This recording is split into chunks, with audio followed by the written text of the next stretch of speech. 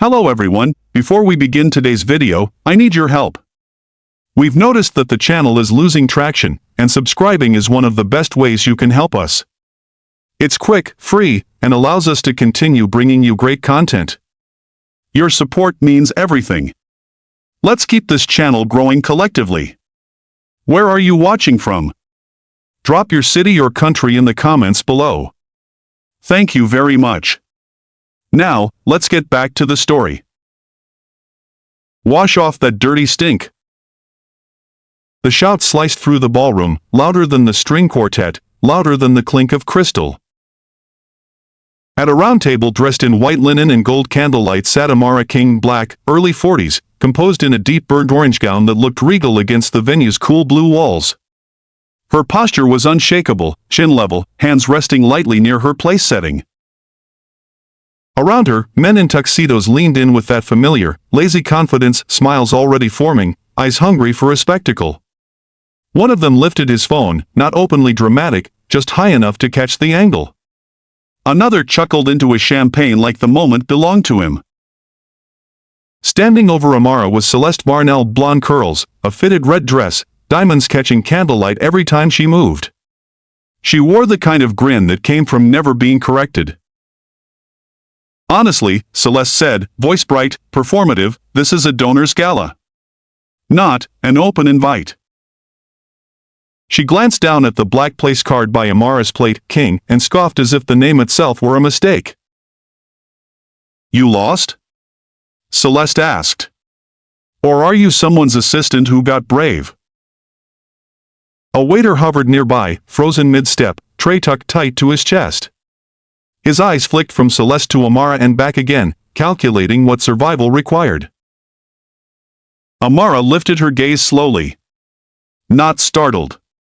Not pleading. Just steady. I'm seated where I was assigned, Amara said. Celeste laughed, and the tuxedoed men laughed with her, too quick, too eager, like they'd rehearsed it. Assigned. As if you belonged. Celeste leaned closer, lowering her voice into something sweet and poisonous. You don't get assigned to tables like this, she murmured. You get invited. Then she straightened, turning her cruelty outward so the room could share it. Some people, Celeste announced, walk into clean spaces and bring their stink with them. The waiter's knuckles went pale around the tray. A woman at a nearby table looked down at her lap, pretending not to hear.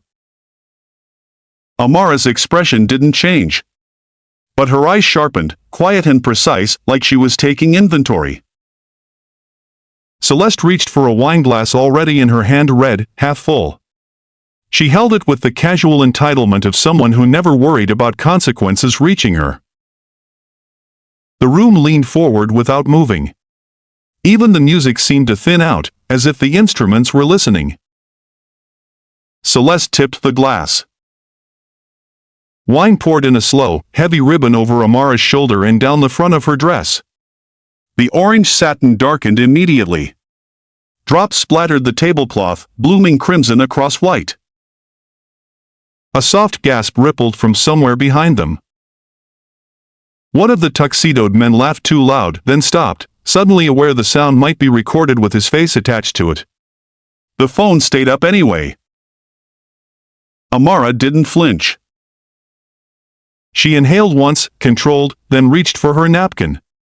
One careful dab at the edge of the spill. Another. Calm enough to make the humiliation look smaller than it was. Celeste set the empty glass down with a neat little click. There, she said, satisfied. Now you have a reason to leave. Go wash up. Go, do whatever it is you do. Amara lifted her eyes to Celeste, voice low and even. You did that in public because you thought you were protected. Celeste's smile tightened. You're at my family's event, she said. Protected is the point. Amara reached into her clutch and placed a slim black folder on the table, matte, unbranded, expensive in its simplicity. A corner of the label was visible, Varnell Holdings, final terms. Celeste's laughter faltered just a fraction. Before we continue, where are you watching from? Drop your city or country in the comments below. And if you believe in dignity and justice, hit like and subscribe. These stories spark change. And we're glad you're here. Now, back to Amara King. Amara rose slowly, wine still dripping from the fabric like proof. She didn't rush, didn't fuss, didn't perform outrage. She stood the way people stand when they're used to rooms changing for them. The waiter stepped closer without thinking and offered a clean napkin with shaking hands. Amara accepted it with a small nod, recognition, not pity. Celeste tried to reclaim the air. "You're still standing there," she scoffed. "Do you have no shame?" Amara leaned in slightly, quiet enough that only Celeste would hear. "Shame is for people who have nothing else." A hush settled harder over the table, because something had shifted, something the room couldn't laugh off. Then the ballroom doors opened. A man entered with assistants moving like they were trained to protect his time, tall, composed, unmistakable. Graham Varnell. His eyes landed on Amara's wine-soaked dress. Then the folder. Then his sister. And when he spoke, his voice was calm in a way that made the entire ballroom hold its breath. "Celeste," he said, "what did you just do?" 6 hours earlier, Amara King stood in the glass-walled conference room of her midtown office and watched the city move like a living circuit board beneath her. Traffic pulsed. Elevators climbed. People hurried with coffee and purpose, most of them never realizing how often their futures were decided in quiet rooms like this. On the table in front of her lay a single black folder, edges crisp, paper clipped with the kind of precision that made mistakes impossible. Across the top page, bold and clean. Varnell Holdings, final terms. $2.7 billion. Her general counsel, Nadia, tapped the margin with a pen. They moved on the valuation. "It's fair." "Barely. But fair." Amara didn't answer right away. She wasn't staring at the numbers. She was staring at the assumptions behind them, the parts nobody printed. A deal like this wasn't just capital. It was supply chains. Shipping contracts. Factory expansions. Thousands of hires across 3 states. Training programs that would pull people out of temp work and into careers. Minority-owned vendors who'd finally get purchase orders big enough to change their family histories. And it was also something else, something quieter. A test. "Graham wants the signature tonight," Nadia continued. "At the foundation gala." Amara's executive assistant, Leon, looked up from his tablet. He specifically said, "Let's make it a moment." His team keeps calling it symbolic. Amara let out a breath through her nose, almost a laugh, but not quite. Symbolic meant staged. Cameras. Donors. Champagne. The kind of room where certain people felt entitled to decide who belonged before they even spoke. Amara turned from the window. Her reflection in the glass held her gaze, calm face, steady eyes, the kind of composure that had been mistaken for softness by arrogant men right up until they realized it was discipline. "Why not sign in a boardroom?" she asked. Nadia shrugged. "Because he wants his people to see him win you." Leon's mouth tightened. "And because his sister runs the foundation's social orbit." Amara's eyes flicked to Leon. "Celeste." He nodded once. "Celeste Varnell. She's loud. Protective of the family name." Protective. Amara had heard that word used as a velvet cover for uglier things. She picked up the folder and closed it with a soft, final thud. "Then we go," she said. "And we learn who we're actually dealing with." Nadia hesitated. Amara, you don't have to walk into their theater. Amara's voice stayed even. If someone needs a theater to respect me, I'd rather find out before I sign. There was a silence in the room, one of those rare, clean silences where everyone understood the weight of what she was saying. Amara wasn't afraid of high society. She was tired of pretending it didn't come with rules written in invisible ink. That evening, the hotel's front doors opened onto a lobby washed in cool blue light. Everything smelled expensive: polished marble, fresh lilies, and money that never worried about running out. Men in tuxedos clustered near the bar, laughing with the careless volume of people who assumed the world was built to cushion them. Amara stepped out of her car in a burnt orange gown that didn't beg for attention, it claimed it. No loud jewelry. No logos. Just elegance that didn't need permission. The valet glanced at her, then at the car, then back at her, recalibrating. Leon walked at her side, posture sharp. Nadia followed with a slim briefcase, eyes scanning the room the way lawyers did when they were looking for exits and liabilities. They passed a framed banner reading, Varnell Family Foundation Annual Gala. At the base of the staircase stood a hostess with a practiced smile that wavered for half a heartbeat when she saw Amara. Name, the hostess asked, already turning toward the list. King, Amara said.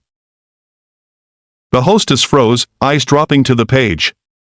Her smile snapped back into place, brighter now, suddenly respectful.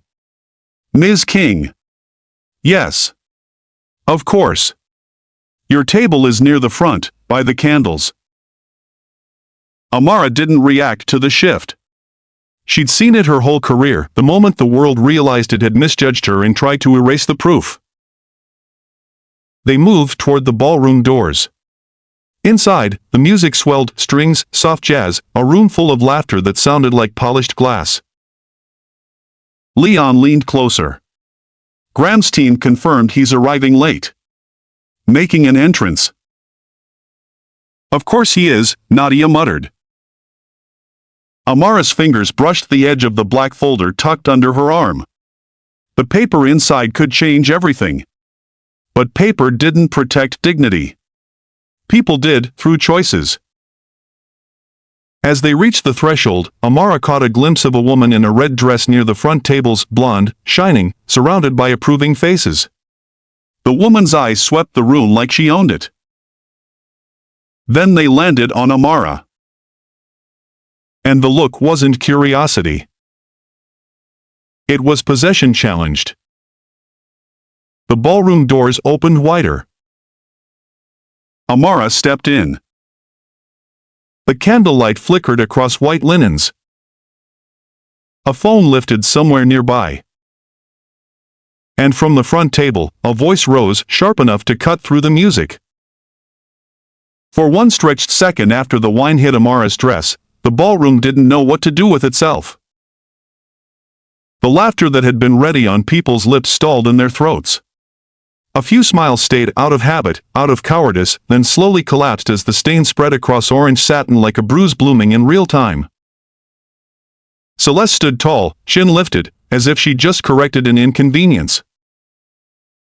Amara remained standing beside her chair, napkin in hand. She dabbed once more, not to clean the dress, nothing would clean it now, but to make a point. She would not scramble.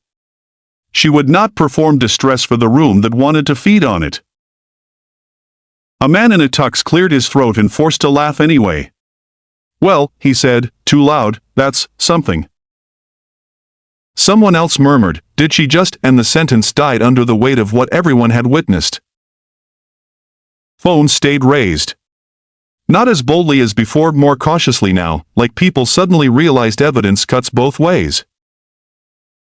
A tall event manager in a black suit appeared at the edge of the circle, eyes wide, smile stapled on. He didn't look at Amara first. He looked at Celeste, because this room had been trained to obey her. Ms. Varnell, he said softly, is everything all right? Celeste didn't even glance at him. Her gaze stayed on Amara as if Amara was the problem that needed removing. She needs to go, Celeste said, sweet as poison. She's disrupting the event. Amara's eyes shifted to the manager at last. Calm. Unblinking. I haven't raised my voice, she said. I haven't touched anyone. I've been seated. That's all. The manager's smile tightened. He flicked his eyes to the wine on her dress, then away again, as if looking too long might make him responsible. Ma'am, he said, tone gentle in the way men got when they spoke down to someone, we can get you to the restroom. We can help you clean up. And then perhaps you can exit through the side. Exit, Amara repeated, quietly. Celeste's mouth curved. See? He understands. Amara took a slow breath. She glanced at the waiter still hovering nearby, hands trembling around a fresh stack of napkins like a lifeline. His face was young, too young to be asked to choose between his paycheck and his conscience. Amara turned back to the manager. What's your name? The question landed oddly in the chaos, like a bell in fog. The manager hesitated. Elliot, ma'am. Elliot, Amara said, tasting it. Did you see what happened? Elliot's eyes darted to Celeste. His throat worked.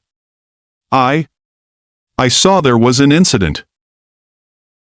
An incident, Amara echoed, and something in that repetition turned the word into a blade. Celeste stepped in closer, voice dropping so only Amara could hear. You're making this worse for yourself, she whispered. Take the hint. Leave quietly. Amara's expression didn't change. Quietly is how people like you stay comfortable, she said, just as soft.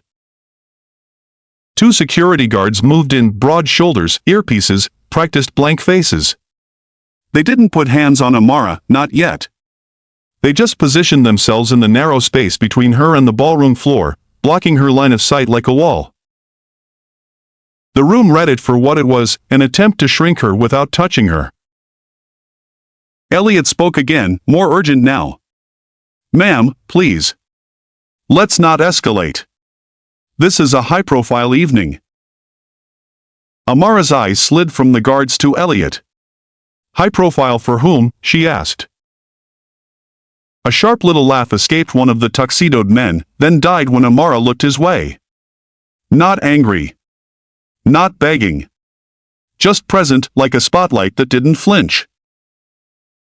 Celeste clapped once, a small sound that carried. Enough, she said. Escort her out. Now. The guard shifted, readying the polite force of a room that assumed it could move her like furniture. Amara lifted one hand, not to stop them, not as a plea, but as a pause. She reached into her clutch and pulled out her phone. No frantic tapping. One measured movement. A single message. Then she set the phone down on the table, screen face down, beside the black folder. The edge of the label was visible through a smear of red, Varnell Holdings, final terms. Celeste's eyes snagged on it.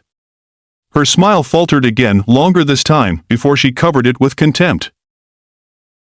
That's cute, she said. Props. You think papers make you important? Amara leaned forward slightly, voice low enough that only Celeste would catch the weight. I think choices reveal people, she said. And you've been very clear. Celeste's jaw tightened. She stepped closer, lips near Amara's ear, furious in a whisper. Get her out, she hissed to Elliot, eyes cutting toward the ballroom doors. Before my brother arrives. The ballroom doors swung wider. A hush rolled across the candlelit room like a wave pulling back from shore. Graham Varnell stepped in, tall, tailored, flanked by two assistants who moved like they were paid to protect his time. He didn't smile as he entered. He scanned. He assessed. The kind of man who knew every face in the room because the room was built around him. Then his eyes landed on the front table.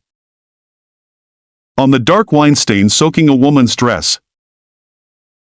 On the guards angled in front of her like she was a problem to be managed. On his sister in red, still wearing that satisfied, careless expression. Graham's stride slowed. "What's going on?" he asked, voice calm, but the calm had teeth. Celeste turned toward him instantly, changing masks mid-breath. "Graham, thank God. There's been an issue. Security is handling it." His gaze didn't leave the stain. "An issue did that?" Celeste waved a manicured hand. She wandered in, tried to sit, made a scene. Amara stood motionless, napkin folded in her hand. She didn't interrupt. She didn't defend herself. She didn't need the room's permission to be heard. Graham took one step closer. His attention dropped to the table. To the slim black folder sitting beside the place setting, a smear of red glistening near the label. Varnell Holdings, final terms. His face tightened, not confusion. Recognition. He looked up again, eyes locking onto Amara's. For the first time since he'd entered, the billionaire's composure shifted from authority to something sharper, alarm. "Ms. King," he said. The name hit the air like a gavel. A few people around the table blinked, then glanced at one another. Phones lowered by an inch. A laugh died before it could escape. Celeste's smile stiffened. "Wait, what?" Graham didn't answer her. He kept his eyes on Amara, as if the room had narrowed to a single point.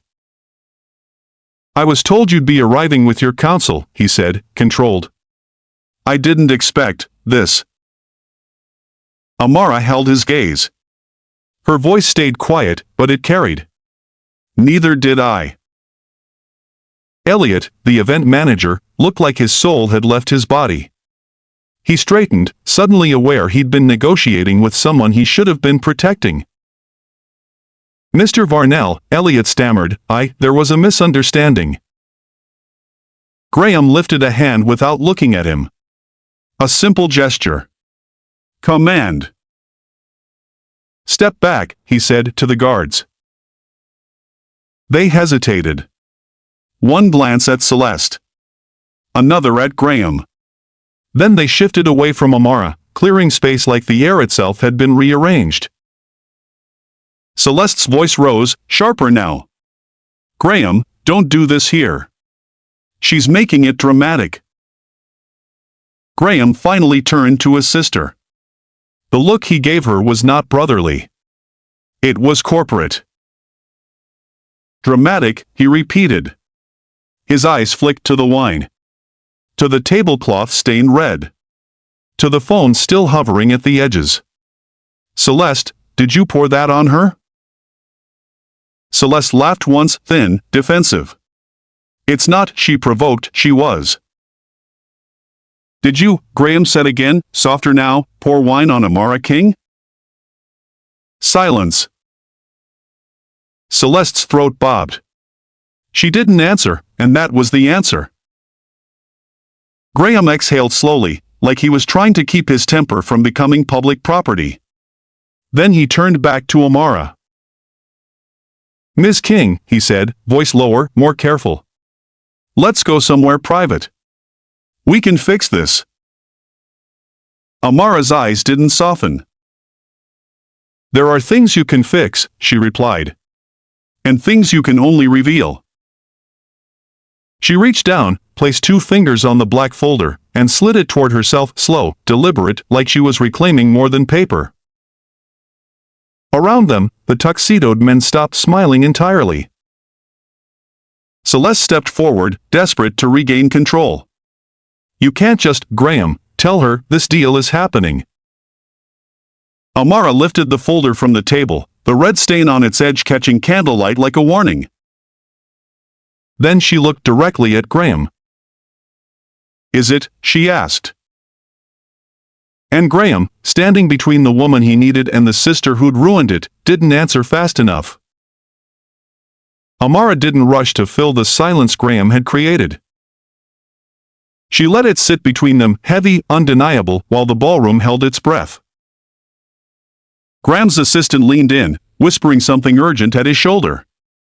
The billionaire didn't blink. His eyes stayed on the folder in Amara's hand as if it were a live wire. "Miss King," he said again, softer, "we can handle this privately." Celeste snapped, "Exactly. Take her somewhere else."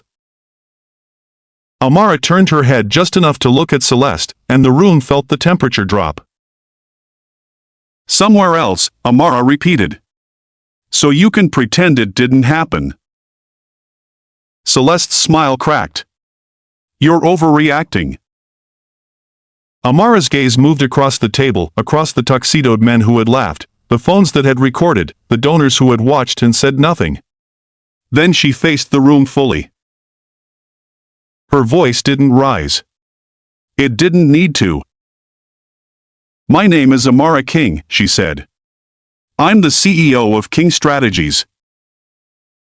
A ripple went through the crowd, subtle, panicked recalculation. A few people lowered their phones. Others lifted them higher, realizing they were now filming history, not entertainment. Graham's jaw tightened. He knew exactly what the name meant. The deal wasn't charity. It was survival wrapped in luxury. Amara held up the folder, its edge stained red.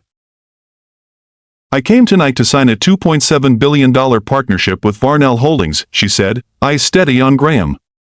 "I came prepared to build something that would outlive this room."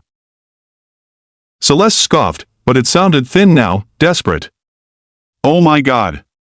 It was a drink. You want to ruin everything over a drink?" Amara's attention snapped to her, clean, precise.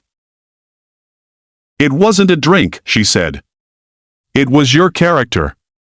And it was everyone's permission." Nadia, Amara's counsel, stepped up beside her, face controlled, already holding a pen.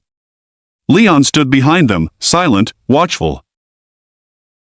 Graham lifted both hands slightly, a calming gesture that felt more like a negotiation tactic than remorse.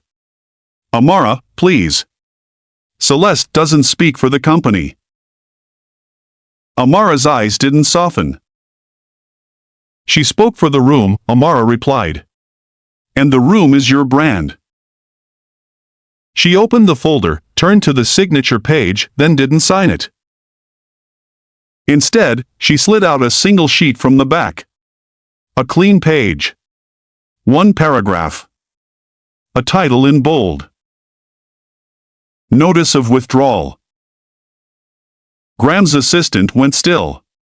Elliot, the event manager, looked like he might faint. Amara placed the page on the tablecloth beside the stained terms, then signed her name with one smooth stroke. No flourish. No hesitation. Just finality. The pen clicked closed. Amara slid the signed notice across the table toward Graham with 2 fingers. "This deal is terminated," she said. "Effective immediately." For a moment, Graham looked like he couldn't accept that a room could collapse this fast. Then he reached for the paper as if it might burn him. Celeste's voice rose, sharp and frantic. "You can't do that." Amara looked at her once, calm enough to be terrifying. "I already did," she said. And with that, Amara stepped back from the table, wine-stained and unbowed, while the billionaire stared at the signature that just killed his $2.7 billion future in front of everyone who mattered. The paper lay on the table like a verdict. For a beat, nobody moved, because the room was trying to understand what it had just watched, not a tantrum, not a negotiation, but a clean, surgical ending. Graham stared at Amara's signature as if it might rearrange itself into something kinder. His throat worked once. "Amara, please," he said, and the word please sounded foreign in his mouth. Celeste leaned in, hissing, "You're bluffing. You're trying to embarrass us." Amara didn't look at her. She reached for her phone, still face down, and flipped it over. One screen. One sent message. No drama. No shaky hands. Just a quiet action that suggested the next move had been planned long before the wine ever tipped. Elliot hovered nearby, sweating through his collar. "Miss King," he began, "we can." Amara cut him off gently. "What's the waiter's name?" Elliot blinked. "Excuse me?" "The one holding the tray," Amara said, turning slightly. The young waiter stiffened, eyes wide, as if being noticed might cost him his job. "My name is Mateo," he said quickly. Amara nodded once. "Mateo, you did nothing wrong. If anyone tries to punish you for what happened, you call my office." Celeste's laugh snapped out, high, incredulous. "Oh, now you're handing out jobs?" Amara's eyes finally shifted to Celeste, and the air sharpened again. "I'm handing out accountability," she said. A new figure appeared at the edge of the crowd, older, authoritative, wearing a tailored suit that didn't match staff uniforms. Behind him, a woman with a tablet and a security chief with a radio. They moved fast, not because they were scared of Celeste, but because they recognized Amara. "Miss King," the man said, breathless, voice low. "I'm Thomas Hargrove, General Manager." Elliot's face drained. Celeste's expression froze. "Wait, what is this?" Hargrove didn't look at Celeste. His attention stayed on Amara, like this was the only conversation that mattered. "I just received a message from our ownership liaison," he said carefully. "They asked me to come immediately." Amara lifted her chin toward the stained tablecloth. "Then you're here," she replied, "because your venue just hosted an assault on a guest at a foundation gala on camera." The word assault landed differently than incident. It made the tuxedoed men shift. It made phones dip. It made donors suddenly remember they had names and reputations. Hargrove swallowed. "Understood. We will preserve all security footage. We will document statements." And he glanced to the security chief. "Clear the area. Now." Celeste stepped forward, outraged. "You can't do that. This is the Varnell Foundation." Hargrove's tone stayed polite, but it hardened. "Ms. Varnell, you need to step away from Ms. King." Celeste's eyes widened, offended in a way only privileged people could be when the world didn't obey. "Do you know who I am?" Amara's voice was quiet. "Yes," she said. "You're the reason I don't sign." Security moved, firm, professional, no hands on shoulders, just an unmistakable direction. Celeste's heels clicked backward as she realized the room had re-ranked her in real time. Graham stepped forward, panic finally cracking through his control. "Amara, we can still." Amara raised the sign notice slightly, not as a threat, but as fact. "No," she said. "You can't undo what your money taught her to believe." Then she looked at Hargrove again. "Mateo stays employed," she added. "And I want a written report before midnight." "Yes, ma'am," Hargrove said instantly. Amara turned away from the table. The orange satin clung to her like evidence, but she walked as if it were armor, leaving behind the dead deal, the stunned laughter, and a billionaire's family watching their power drain out of the room one controlled step at a time. By morning, the ballroom was gone, but the footage wasn't. It lived in 1,000 reposts, stitched into reaction videos and news clips, slowed down frame by frame, a blonde woman in red tipping a glass, a black woman in orange standing perfectly still, the laughter that followed, and then the billionaire's face changing when he realized who had been humiliated. Captions multiplied like sparks in dry grass. Billionaire's sister pours wine on black CEO. $2.7B deal cancelled on the spot. They thought she was nobody. In a quiet office across town, Leon watched the numbers climb: views, shares, comments, while Nadia read incoming emails with the calm of someone who'd learned to treat chaos like paperwork. "Media requests," Leon said. "So many I can't count." "Save everything," Nadia replied. "Every link. Every screenshot. Every timestamp." Amara sat at the end of the conference table, now changed into a simple black suit, hair pulled back. The humiliation had been last night's spectacle. Today was strategy. She didn't watch the video again. She didn't need to. She remembered the way the room laughed. Her phone buzzed, an unknown number. Nadia glanced at the screen. "It's him." Amara didn't pick up. Not yet. Across the city, Varnell Holdings headquarters didn't feel like a fortress anymore. It felt like a ship taking water. In the executive boardroom, Graham stood at the head of the table, tie loosened, jaw clenched so tightly his words came out measured by force. "Pull it down," he snapped at the head of communications. "Get it removed." The comms director didn't blink. "It's everywhere. The original upload isn't the problem.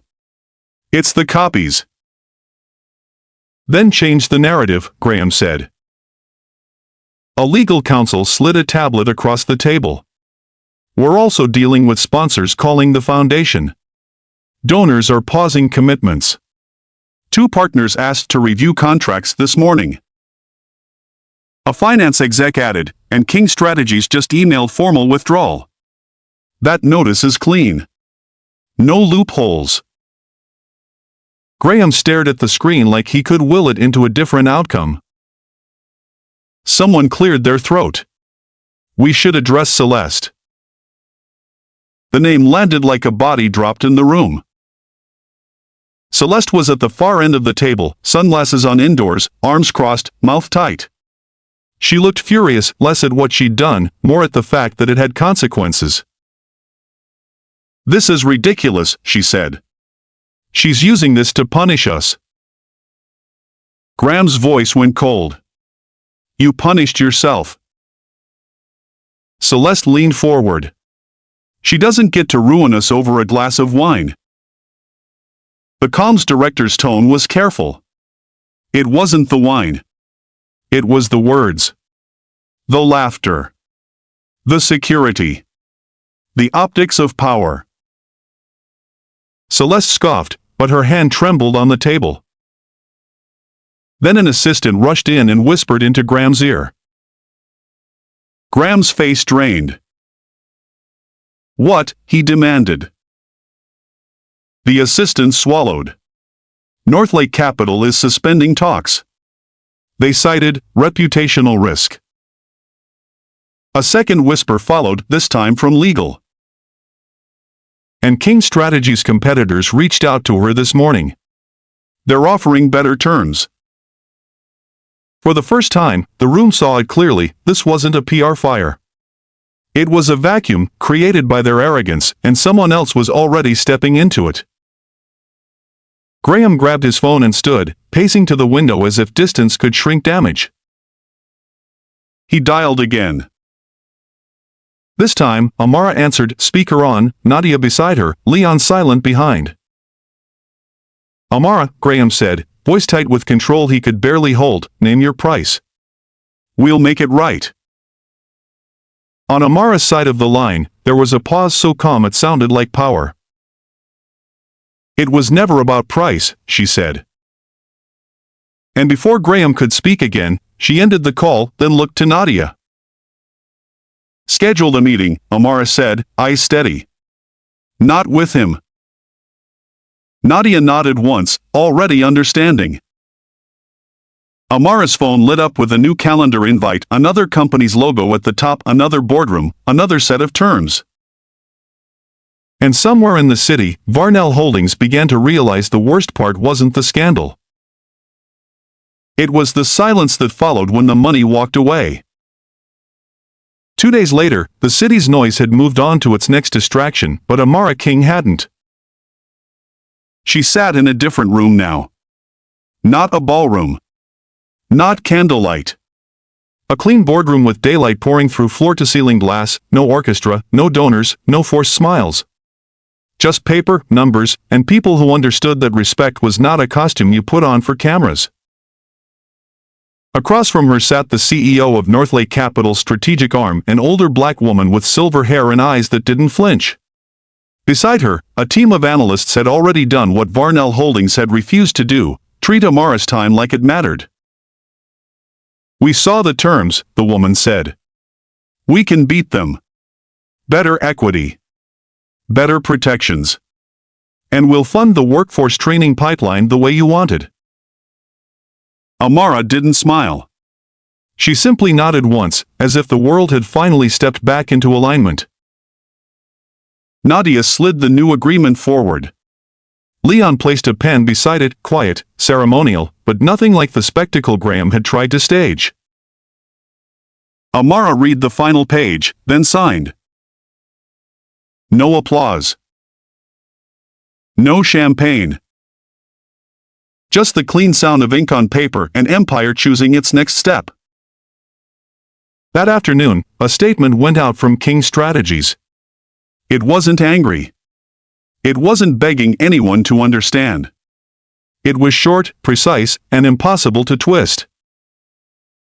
A deal had been withdrawn. A new partnership had been formed.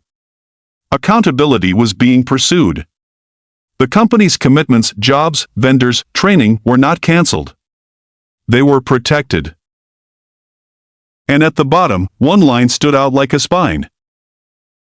Dignity is not negotiable. Behind the scenes, Amara did the work that never made trending tabs. Mateo, the young waiter, got a call from Hargrove's office. Not a warning. An apology. A guarantee in writing that he would not be punished. Then a second call, this one from Amara's team. They offered him a paid spot in a hospitality leadership program King Strategies funded quietly every year, the kind built for people who did their jobs with courage even when nobody rewarded it. When Mateo tried to refuse, voice shaking, Amara cut in gently. "You didn't just hand me a napkin," she told him. "You handed me proof that integrity still exists in that room." Across town, Varnell Holdings attempted repair. Graham went on the phone. He offered donations. He offered meetings. He offered a private apology dinner, as if intimacy could erase public harm. But the calls didn't go where he expected. Boards didn't forget. Investors didn't forget.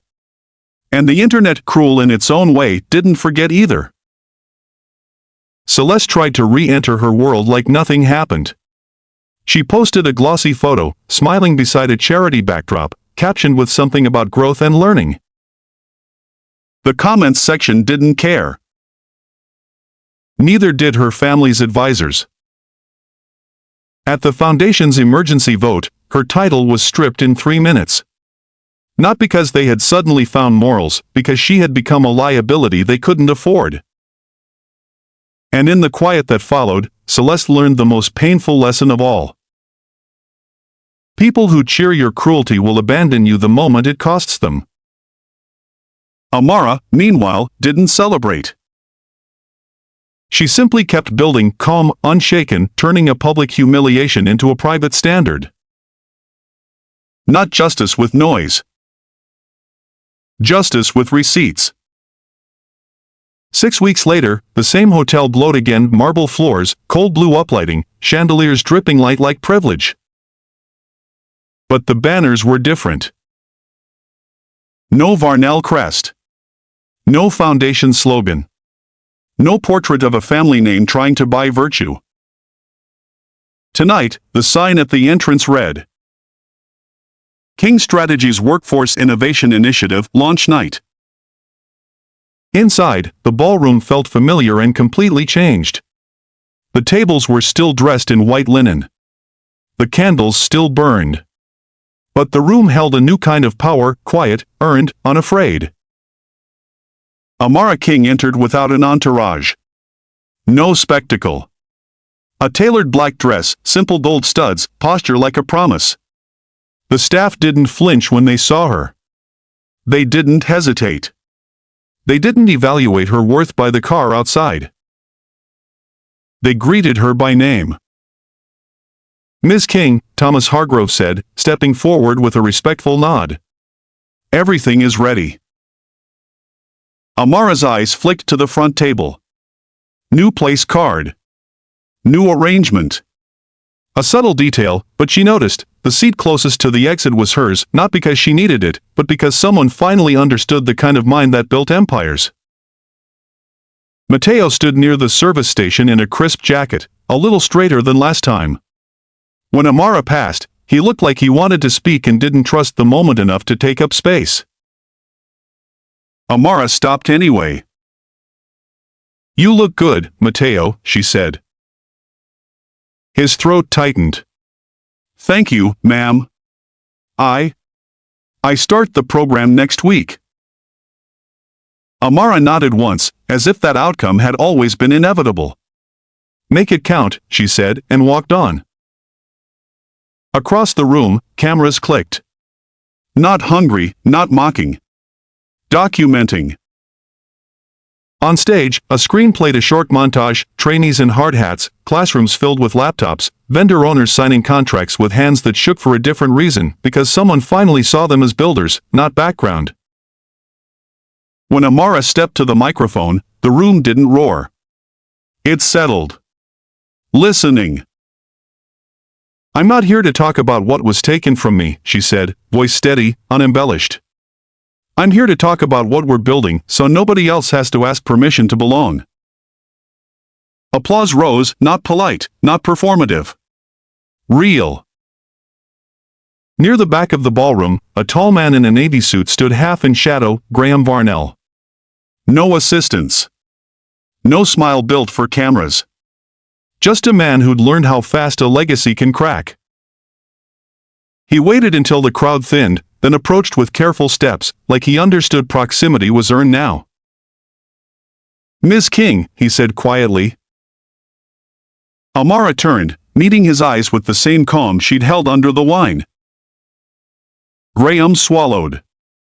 "I owe you an apology," he said. "Not for the deal. For the room. For what I let my name mean." Amara didn't nod. Didn't soften. She simply held the silence until it became honest. "An apology is a sentence," she replied. "Accountability is a pattern." Graham's shoulders dipped, the smallest acknowledgement of truth. "I understand," he said. At the entrance, a flash of red appeared at Celeste, outside the rope line, trying to look like she belonged in a night that wasn't hers. Security didn't touch her. They didn't need to. The boundary was enough. Celeste's eyes locked on Amara for a moment, furious, humiliated, smaller than she'd ever been allowed to feel. Amara didn't stare back. She turned toward the crowd she had gathered, the future she had funded, the dignity she had refused to trade for comfort. And as the candles flickered against crystal and gold, the old room finally learned a new rule. Power doesn't come from being invited. It comes from being undeniable.